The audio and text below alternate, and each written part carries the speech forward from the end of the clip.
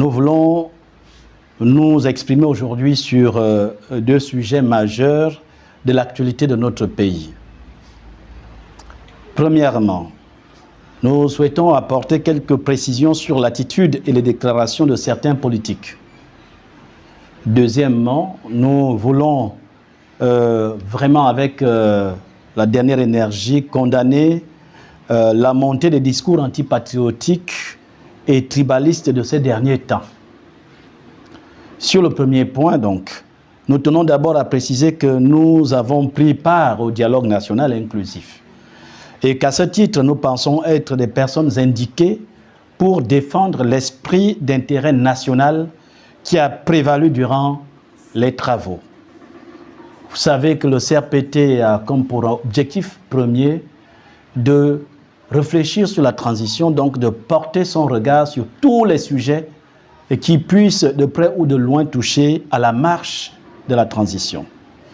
Certains tenants du pouvoir déchu disent que la place des militaires est dans les casernes.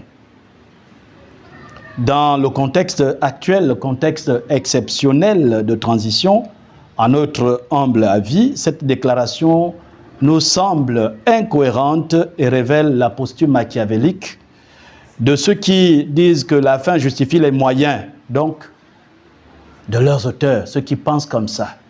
Donc la fin justifie les moyens.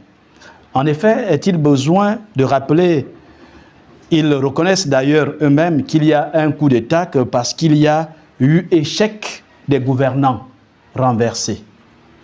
S'il y a coup d'État, c'est parce qu'il y a eu échec des gouvernants renversés. Est-il besoin de leur rappeler que c'est leur gouvernance qui a échoué? Est-il besoin de leur dire que les militaires sont hors des casernes pour un laps de temps? Est-il besoin de leur dire que si les militaires sont là au pouvoir, c'est à cause d'eux?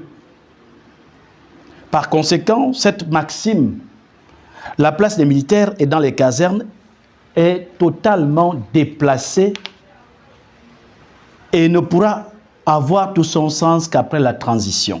Encore que, il appartient au peuple souverain de décider de qui le dirige ou pas. C'est au peuple souverain de décider qui doit diriger le Gabon ou pas aux politiques.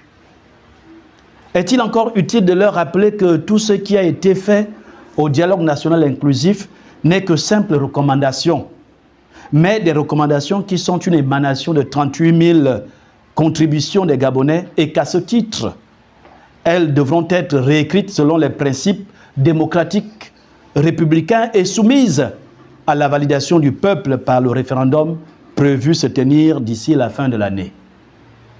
Donc c'est le peuple souverain qui décidera de l'avenir de ces recommandations. En fait, nous comprenons ces politiques en quête de popularité. Conscients de leur turpitude et se souvenant de la manière honteuse dont ils ont trahi le peuple lors de la concertation d'Angondjé en février 2023, ils craignent qu'un pouvoir différent du leur s'installe après la transition. Ces gens-là ne veulent pas voir un autre pouvoir s'installer à la tête du Gabon après la transition. Et pourquoi? Parce que simplement, ce pouvoir bénéficiant de toute la légitimité du peuple, pourra mettre en place cette commission, réconciliation, justice, vérité, importe comment on peut la dénommer. Certains politiques sont prêts à tout pour empêcher que cela arrive.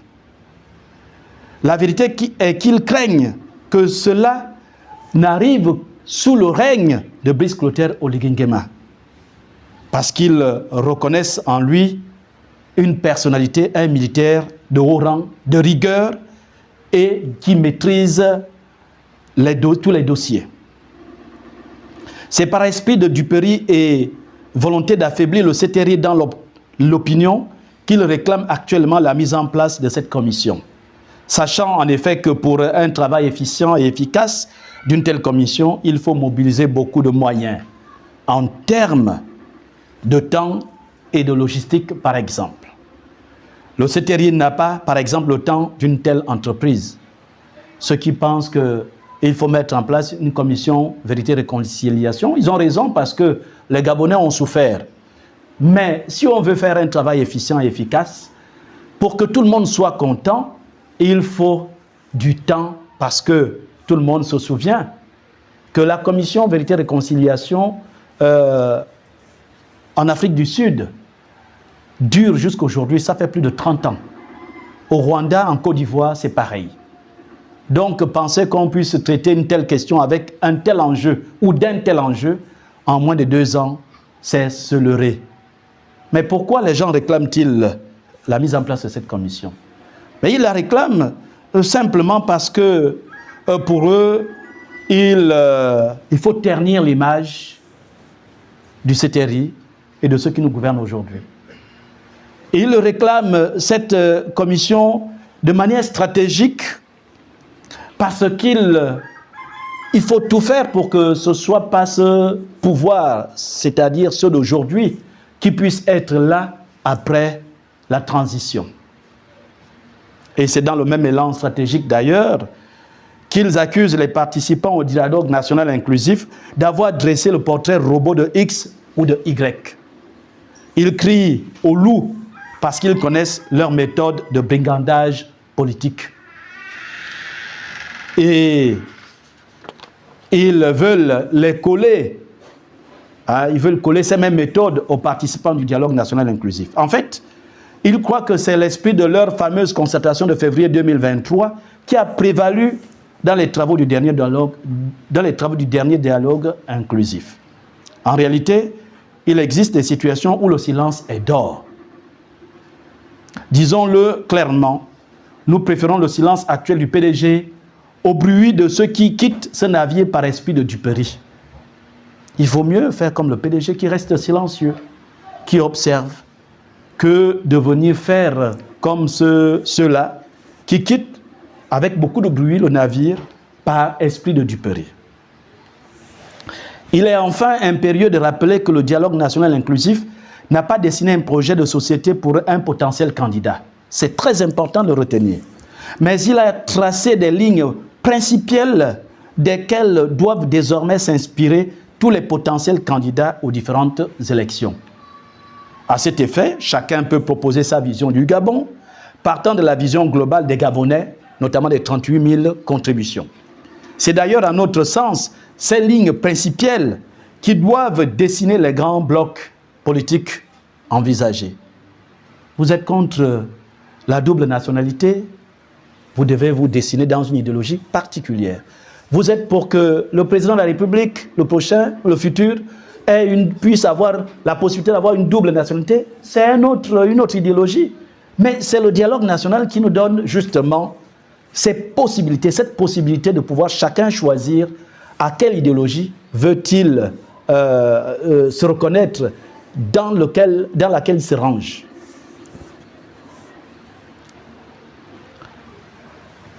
In fine, nous disons que toute conclusion tirée avant la fin de la rédaction de la nouvelle constitution, nous insistons là-dessus, n'est que superfétatoire et procès d'intention aux ambitions inavouées.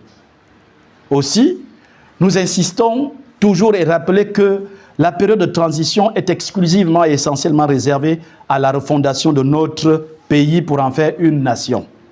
En effet, dans un élan de confiance mutuelle entre le CTRI et le peuple, le CTRI, dans sa promesse de restaurer nos institutions, a sollicité et obtenu l'adhésion du peuple à son projet, notamment par sa grande mobilisation dès les premières heures du cours de libération et ses contributions au dialogue national inclusif. Dans l'intérêt supérieur de la nation et pour notre avenir à tous, il est une impérieuse nécessité que la transition réussisse, laquelle réussite dépend de la capacité de chaque acteur politique à témoigner sa gratitude et à faire confiance au CTRI quant à son engagement à mener à bien sa mission historique d'organiser des élections libres, transparentes et crédibles. La sincérité de tous est plus que jamais sollicitée. Le Gabon a besoin plus que jamais de l'union de tous ses enfants et à 14 mois de la fin de la transition, le CTRI a besoin de notre engagement sincère pour parachever le processus de restauration des institutions si bien entamé. Le cercle de réflexion populaire sur la transition fustige donc et condamne toute forme de distraction et de tentative de marchandage, voire de chantage politique, de nature à l'éloigner notre pays de sa vocation absolue de refondation. Albert Einstein pouvait dire que le monde ne sera pas détruit par ceux qui font le mal, mais par ceux-là qui les regardent sans rien faire. Le CRPT ne saura regarder ceux qui ont conduit ce pays dans le gouffre, torpiller la transition. Car notre combat, faut-il le rappeler, est de voir la transition réussir. Nous voulons profiter de cette occasion pour dire aussi que le débat sur le faux rapport qui aurait été transmis au président de la transition, pour nous, est un faux débat. C'est un faux débat parce que il faut se poser la question de savoir, est-ce que les résolutions qui ont été arrêtées par les 680 participants à ce dialogue sont bien présentes dans ce rapport? Si la réponse est oui, c'est que ce n'est pas un faux rapport. 2, est-ce que les 80% de ceux qui ont pris part à ce dialogue se reconnaissent dans ce qui a été transmis au président de la transition? Si oui, c'est que ce n'est pas un faux rapport. Troisièmement, sur des questions cruciales, sur la nationalité, sur l'immigration, sur le régime politique, sur la pensée économique de notre pays, est-ce que les résolutions irrelatives répondent aux aspirations et à la vision des participants? Si oui, ce n'est donc pas un faux rapport. Qu'est-ce qu'on entend par faux rapport? Est-ce que le rapport tel qu'il a été transmis n'a pas été présenté de manière solennelle et accepté et applaudi par tous les participants qui étaient là? Si oui, ce n'est donc pas un faux rapport. La question de faux rapport est une pure distraction pour nous. Et c'est d'autant plus une distraction qu'elle peut aussi être dangereuse pour la sérénité de la transition. Nous pensons qu'il est temps pour tous les acteurs politiques de pouvoir se remettre sur le terrain, à expliquer les recommandations du dialogue, de telle sorte que ces recommandations qui constituent, nous l'avons déjà dit, les principes premiers qui doivent fonder le nouveau Gabon qui arrive. Et donc, il faut que les populations s'en imprègnent. Et il faut que les participants à ce dialogue expliquent de long en large les tenants et les aboutissants de ce dialogue.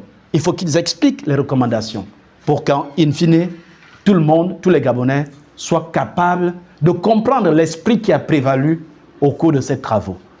Donc, question de faux rapport, nous voulons dire simplement qu'il faut éviter de distraire le peuple.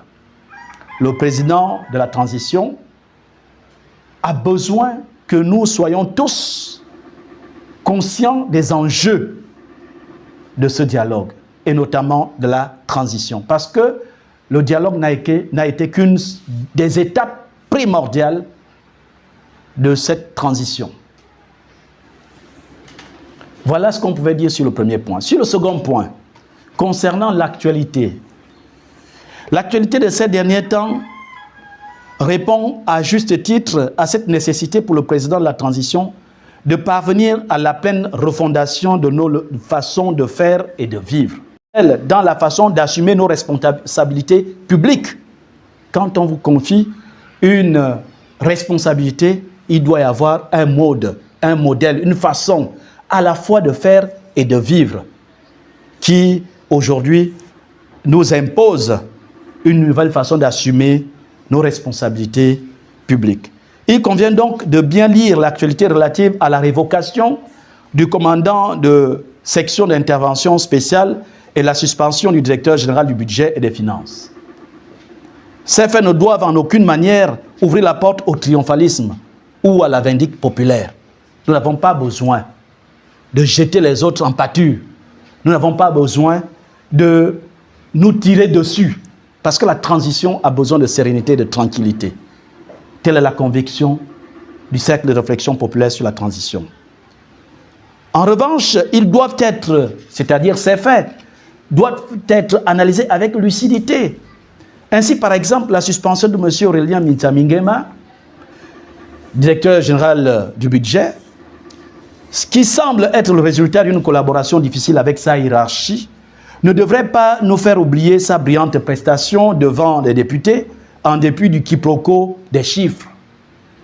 Par ce fait, nous voulons inviter les populations, la presse et tous les acteurs de la société à la prudence.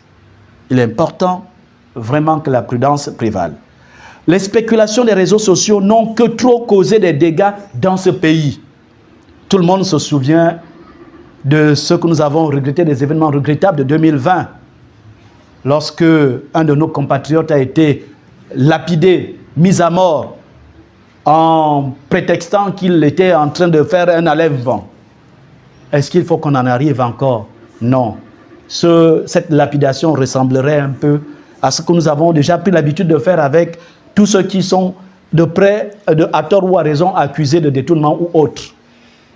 Nous avons besoin d'un État lucide. Nous disons donc que les spéculations des réseaux sociaux n'ont que trop causé des dégâts dans ce pays. Faut-il le préciser, la suspension n'est pas la preuve de la culpabilité d'une faute professionnelle. C'est juste une mesure conservatoire. Quand on vous suspend, ça ne veut pas dire que vous êtes reconnu coupable. Comme telle, elle permet, c'est-à-dire la suspension, elle permet aux autorités compétentes de prendre le temps nécessaire pour examiner avec lucidité ou objectivité la situation. La suspension n'est donc pas une mesure disciplinaire. Il est d'intérêt pour tous que dans ce pays, les fautes publiques, politiques, devrais-je dire, les fautes politiques se dissocient des fautes professionnelles. Une faute politique n'est pas une faute professionnelle. En effet, les populations, si la justice s'occupe de sanctionner les fautes professionnelles, les populations, au travers des élections, s'occupent de sanctionner les fautes politiques. Ça, c'est important. Donc, quand quelqu'un commet une faute politique, on ne doit pas demander sa tête parce qu'il a commis une faute politique. Donc, sa tête professionnelle ne doit pas tomber. Mais il appartient au peuple de le sanctionner. Cela pour dire que si, sur les attitudes politiques, on peut reprocher des choses à monsieur le directeur général, par exemple, il est cependant que sa culpabilité professionnelle reste à démontrer. Reste à démontrer. Or, dans le contexte de la transition, c'est plutôt les compétences professionnelles qui doivent prévaloir. Si on veut réussir la transition, ce sont les compétences professionnelles qui doivent prévaloir. Nous ne devons pas nous éloigner de ce principe primordial de la restauration de notre pays. C'est important. Reconnaître les compétences professionnelles. C'est cela, la restauration. La restauration des institutions, c'est aussi savoir avoir confiance en la justice de notre pays. Nous faisons confiance à notre justice qui constitue un pan important dans le cadre de la restauration de nos institutions. Le cercle de réflexion populaire sur la transition tient à condamner, en dernier lieu, avec la dernière énergie, les discours haineux, tribalistes et antipatriotiques véhiculés sur les réseaux sociaux et appelle les autorités compétentes à sévir. Depuis 2 ou 3 jours, on lit, on suit tout ce qui se fait sur les réseaux sociaux. C'est ahurissant. C'est à croire que le Gabon est sérieusement divisé. Est-ce qu'on a besoin de ça? Est-ce qu'on a besoin d'une telle haine entre nous? Est-ce qu'on a besoin de ce discours tribaliste? Est-ce qu'on en a besoin? Le cercle de réflexion populaire pense que si nous sommes en pleine refondation, il nous faut donc faire prévaloir les valeurs d'union, travail et justice. Voici les 3 valeurs qui doivent prévaloir dans tout ce que nous faisons. Car restaurer, c'est respecter la dignité humaine. Restaurer, c'est respecter la dignité humaine et attendre que la justice fasse son travail. Dans les restaurations, c'est respecter la justice. Vive le Gabon nation, vive le Gabon indépendant et vive le Gabon prospère. Je vous remercie.